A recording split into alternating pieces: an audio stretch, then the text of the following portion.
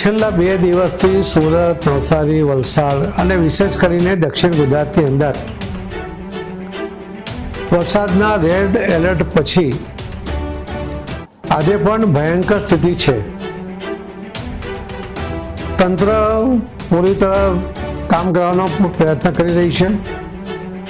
નવસારીમાં 4 હેલિકોપ્ટર તૈનાત છે, પરંતુ એટીસી તરફથી ઉડવાની મંજૂરી મળતી નથી. એટલે કેટલી જગ્યાએ જે લોકો ફસાયા છે એમના ફોન કોલ આવે છે, મેસેજ આવે છે, પરંતુ ત્યાં હોડી દ્વારા કે ચોપર દ્વારા પણ પહોંચી શકાય એવી સ્થિતિ નહીં હોવાને કારણે તંત્ર પણ ત્યાં પહોંચી શકવા માટે અસમર્થ છે.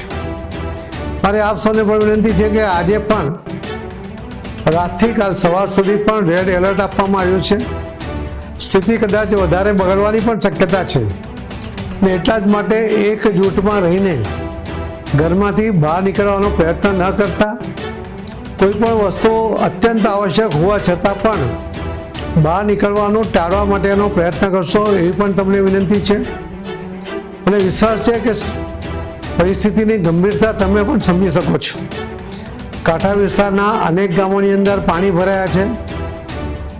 ચીખલી, બિલ્લીમોરા, ગણદેવી આ વિસ્તારની અંદર પણ ઘરોમાં 2-3 ફૂટના પાણી હાલમાં પણ છે.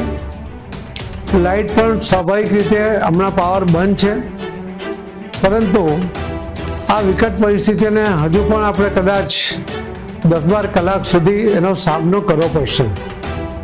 આપણા બધા જ પ્રયત્નો છતાં પણ તમે જ્યાં છો ત્યાં એકબીજાને જે કંઈ મદદ કરી શકે એ કરવાનો પ્રયત્ન કરજો. એકબીજાને ભોજનની વ્યવસ્થામાં પણ જો મદદ કરી શકતા હોય તો કરજો. બાળકો માટે પણ કંઈ જરૂરિયાત હોય ને તમારી પાસે ઉપલબ્ધ હોય તો એનો પણ તમે પ્રયત્ન કરજો. એ મારી સૌને વિનંતી છે. અને વિશેષ કરીને હું પાર્ટીના કાર્યકર્તાઓને પણ વિનંતી કરું છું કે તમે પણ તમારાથી બનતી મદદ કરવાનો પ્રયત્ન ચોક્કસપણે કરજો. અને એ રીતે પણ આ જે કુદરતી આફત આપણી સામે આવીને પડી છે ત્યારે આપણે બહાર નીકળીને આમાં કેટલી મદદ કરી શકીએ તો એ કરવા માટેનો પ્રયત્ન ચોક્કસ કરજો. પણ છતાં સાથે સાથે સાવચેતી પણ રાખજો. જરૂર કરતાં વધારે દુસ્સાહસ કરવાને બદલે તમે પ્રમાણસર અને ગણતરીપૂર્વકનું સાહસ કરીને જે સગવડતાપૂર્વક મદદ કરી શકાય એટલો જ કરવાનો પણ પ્રયત્ન કરજો. એ પણ મારી વિનંતી છે.